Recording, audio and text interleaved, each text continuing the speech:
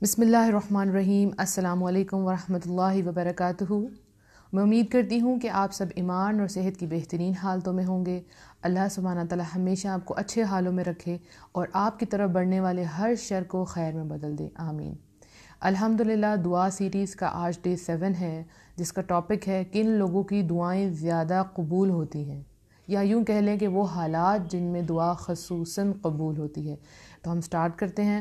رب اشرح لی صدری ویسر لی امری واحلل عقدۃ من لسانی یفقہوا قولی رب زدنی علما اللہم فقہنا فی الدین۔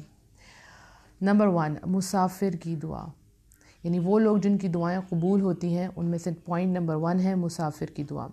مسافر کی جو دعا ہے اللہ سبحانہ تعالیٰ اس کی ضرور دعا قبول کرتا ہے۔ ہاں، جو سفر کرنے والا ہے یعنی مسافر، وہ سفر اللہ کی فرما برداری میں کر رہا ہو، ٹھیک ہے، نافرمانی میں نہ کر رہا ہو۔ جیسے وہ دعوت کے لیے جا رہا ہے، یعنی دین کی دعوت کے لیے جا رہا ہے اور عبادت کرنے والا ہے، یا عبادت کے لیے جا رہا ہے اور علم کے حصول کے لیے جا رہا ہے، علم کو پھیلانے کے لیے جا رہا ہے، تو ایسے مسافر کی دعا اللہ سبحانہ تعالیٰ ضرور قبول فرماتے ہیں۔ اب آپ سفر پہ جا رہے ہیں اور پورا سفر آپ اللہ سبحانہ تعالیٰ کی نافرمانی کر رہے ہیں، جیسے لوگ میوزک آن کر لیتے ہیں اور نمازوں کا بھی ان کو خیال نہیں رہتا اور بہت سے غیر شرعی کام جو ہے وہ ہو رہے ہوتے ہیں، تو اس حالت میں آپ کی دعا قبول نہیں ہوگی۔ ادروائز جو فرما بردار مسافر ہے اللہ سبحانہ تعالیٰ اس کی دعا ضرور قبول کرتے ہیں۔ اب اس کے پیچھے کیا راز ہے کہ اللہ سبحانہ تعالیٰ مسافر کی دعا کیوں قبول کرتے ہیں، یہ حقیقت اللہ تعالیٰ ہی جانتا ہے، لیکن اس طرف خیال جاتا ہے کہ شاید جو مسافر ہے وہ اپنے وطن سے یا اپنے ایریے سے دور ہوتا ہے، ٹھیک ہے، اپنی فیملی سے دور ہوتا ہے، اپنے دوستوں سے دور ہوتا ہے، تو انسان گویا کمزور ہوتا ہے، ٹھیک ہے، تو اللہ سبحانہ تعالیٰ اس پر اپنی رحمت اور اپنا فضل کرتے ہیں اور اس کی دعا کو قبول فرماتے ہیں، الحمدللہ۔ حدیث کے الفاظ ہیں 3 دعائیں بلا شک و شبہ قبول ہوتی ہیں، ٹھیک ہے، مظلوم کی دعا، مسافر کی دعا اور بیٹے کے خلاف اس کے باپ کی بد دعا۔ اب ہم انشاءاللہ اس کو ایکسپلین کریں گے 1 بائی 1۔ پہلے تو ہم نے پڑھ لیا مسافر کی دعا، اب اگلا ہے مظلوم کی دعا۔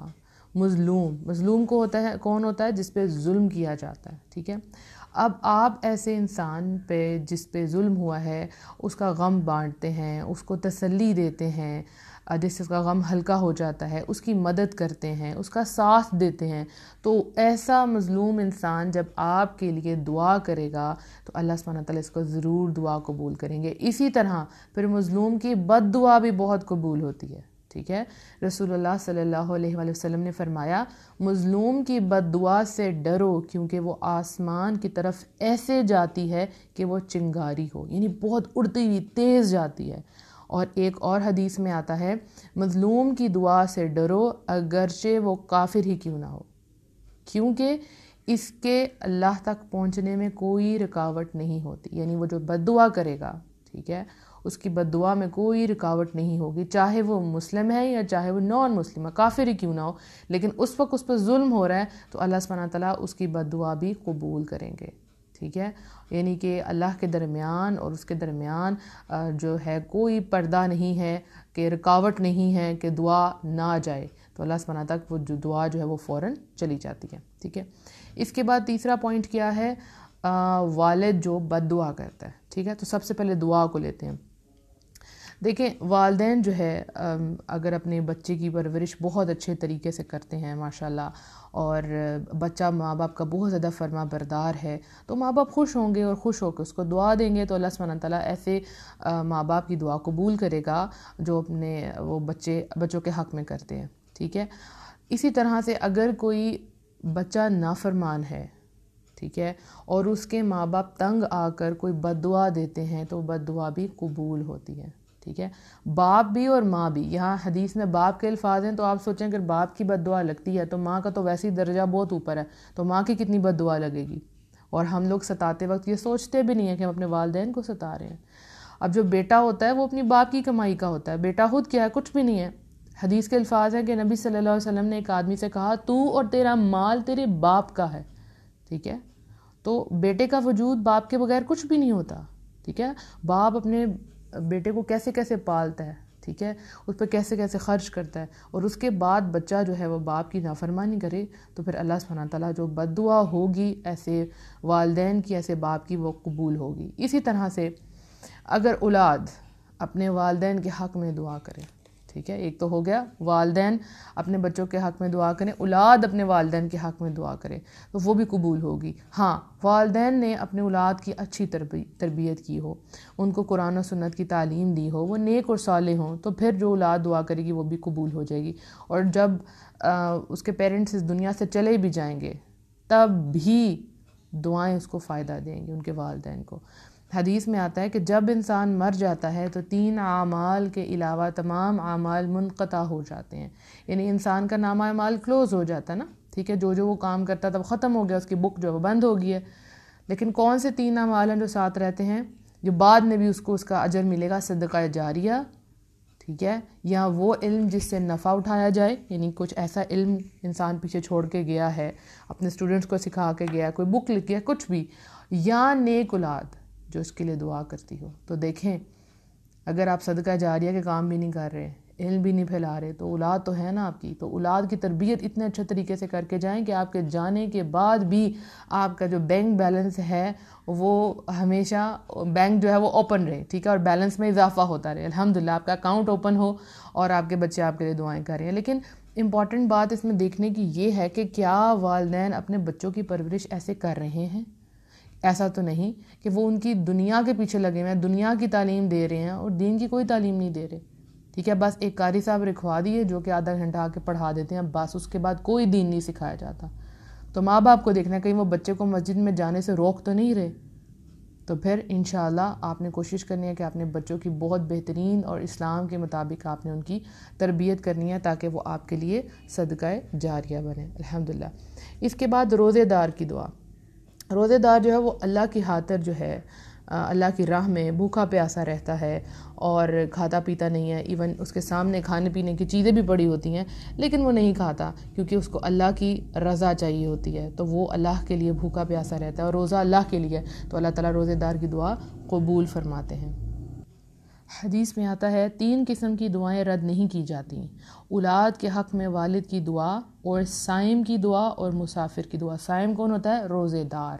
تو انشاءاللہ جیسے رمضان آ رہا ہے تو آپ جب روزے رکھیں گے، اب شعبان ہے اس میں بھی آپ روزے رکھ رہے ہیں، تو خوب دعائیں کریں کیونکہ آپ روزے دار ہیں اور آپ کی دعا اللہ سبحانہ تعالیٰ ضرور قبول فرمائیں گے۔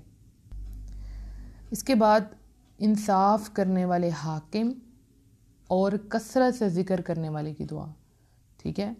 حدیث کے الفاظ ہیں 3 اشخاص کی دعا اللہ تعالیٰ رد نہیں فرماتے: اللہ کا بہت زیادہ ذکر کرنے والا، اور مظلوم، اور عادل حکمران۔ تو اگر آپ عادل حکمران ہیں تو اللہ سبحانہ تعالیٰ آپ کی دعا ضرور قبول کریں گے، اور اگر آپ کثرت سے اللہ کو یاد کرتے ہیں، اللہ کا ذکر کرتے ہیں، یہ صرف نماز اور قرآن نہیں ہے بلکہ چلتے پھرتے ذکر ہے، ہر حالت میں ذکر ہے، وہ تمام مسنون اذکار ان کی پابندی کیا کریں، ہر جگہ کے اذکار ہیں ان کو پڑھا کریں، ہر حالت میں اللہ سبحانہ تعالیٰ کو یاد کیا کریں، یہ اللہ کا ذکر ہے، چلتے پھرتے ہے، دل میں ہے اللہ کا خوف، اللہ کا ذکر، یہ کرتے رہیں۔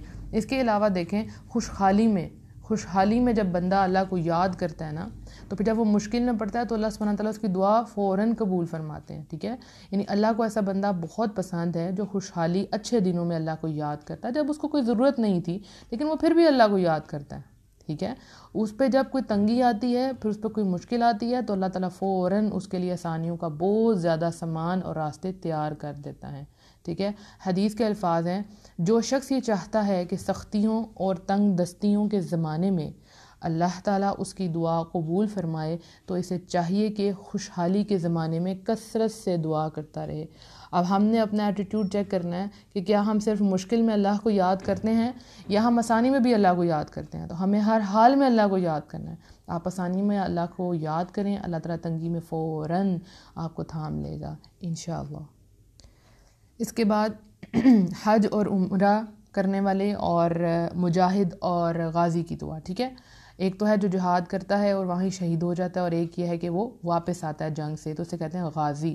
اب ان تینوں لوگوں کی دعا کو اللہ تعالیٰ قبول فرماتے ہیں، ٹھیک ہے، یہ تینوں اللہ کے لیے گھر سے نکلے تھے اور تینوں اللہ تعالیٰ کی طرف آنے والی پکار پر انہوں نے لبیک کہا تھا، تو اللہ سبحانہ تعالیٰ ان کی دعاؤں کو قبول فرماتے ہیں۔ حدیث کے الفاظ ہیں، اللہ کی راہ میں جنگ کرنے والا، غازی، حج اور عمرہ کرنے والا اللہ کے مہمان ہیں۔ اللہ تعالیٰ نے انہیں بلایا تو انہوں نے لبیک کہی اور انہوں نے اللہ تعالیٰ سے مانگا، اللہ نے انہیں دے دیا۔ تو اگر آپ حج اور عمرہ کرنے جا رہے ہیں تو پھر خاص دعائیں کیجیے گا، اپنے لیے بھی دعا کیجیے گا اور میرے لیے بھی دعا کیجیے گا، پوری امت مسلمان کے لیے ضرور دعا کیجیے گا۔ اگر آپ عمرے کا ارادہ رکھتے ہیں یا حج کا ارادہ رکھتے ہیں تو اس موقع کو آپ نے کبھی بھی جانے نہیں دینا، کیونکہ آپ کی دعائیں قبول ہوگی۔ دل کھول کے دوسروں کے لیے دعا کریں۔ اگلا پوائنٹ یہی ہے کہ مسلمان دوسرے مسلمان کی غیر موجودگی میں جو دعا کرتا ہے، ایسے انسان کی بھی دعائیں قبول ہوتی ہیں جو اپنے بھائی کے لیے، یعنی وہ سامنے نہیں ہے اور اس کی غیر موجودگی میں دعا کرتا ہے تو اس کی دعا اللہ سبحانہ تعالیٰ قبول فرماتے ہیں۔ آپ امیجن کریں کہ آپ کو کسی سے کوئی غرض نہیں ہے، صرف اور صرف آپ اللہ کی خاطر، ٹھیک ہے، خالص ہو کر آپ اللہ تعالیٰ کی رضا کے لیے اس بندے کے لیے دعا کرتے ہیں جو وہ دعا سن بھی نہیں رہا، اس کو نہیں پتہ کہ آپ کب اٹھ کے راتوں کو اس کے لیے دعائیں کرتے ہیں، کب آپ اس کے لیے ہاتھ اٹھاتے ہیں۔ جہاں آپ اپنے لیے دعا کرتے ہیں، اپنے مسلمان بھائی کے لیے بھی دعا کرتے ہیں اور اللہ تعالیٰ اس دعا کی وجہ سے اس کی تکلیف بھی دور کر دیتا ہے، تو آپ کو کیا ملتا ہے؟ آپ کو کیا ملتا ہے؟ ایک فرشتہ آپ کے سر کے پاس کھڑا ہوتا ہے جو آمین کہتا ہے کہ اللہ تعالیٰ اس کو بھی یہ سب کچھ عطا فرمائے۔ یہ بہت بڑا راز ہے جو ہم لوگوں کو نہیں پتہ، ہم اس چیز سے واقف ہی نہیں ہیں کہ ہم جب کسی کے لیے دعا کریں گے تو اللہ سبحانہ تعالیٰ ہماری بھی دعائیں قبول فرمائے گا، ٹھیک ہے۔ حدیث کے الفاظ ہیں، مسلمان مرد کی اپنے بھائی کے لیے اس کی عدم موجودگی میں مقبول ہوتی ہے دعا، یعنی مسلمان مرد کی دعا اپنے بھائی کے لیے اس کی عدم موجودگی میں مقبول ہوتی ہے۔ اس دعا کرنے والے کے سر کے پاس ایک فرشتہ مقرر ہوتا ہے کہ جب بھی وہ اپنے بھائی کے لیے بھلائی کی دعا کرتا ہے تو فرشتہ کہتا ہے آمین، تیرے لیے بھی اس کی مثل ہو، یعنی اسی طرح تمہارے لیے بھی ہو۔ تو ہمیں کیا چاہیے کہ ہم اپنے مسلمان بہن بھائیوں کی ضرور ان کے حق میں دعائیں کریں تاکہ فرشتے آمین کہیں اور ہم بھی ان آفتوں سے بچے رہیں اور اللہ تعالیٰ ہمیں بھی وہ سب کچھ عطا کرے۔ ہم نے اس چیز میں کنجوسی نہیں کرنی، ہم نے اپنے ہاتھوں کو نہیں روکنا۔ ہم اکثر یہ کرتے ہیں کہ ہم اپنے لیے دعا کرتے ہیں، ہم اٹھ جاتے ہیں، اپنے لیے تو دعا لازمی کرنی ہے، لیکن کچھ وقت 2 منٹ 3 منٹ 1 منٹ اپنے بہن بھائیوں کے لیے بھی ضرور دعا کریں، مسلمان بہن بھائیوں کے لیے۔ تو اللہ سبحانہ تعالیٰ ہم سب کو توفیق عطا فرمائے کہ ہم ان تمام حالات میں دعائیں کریں۔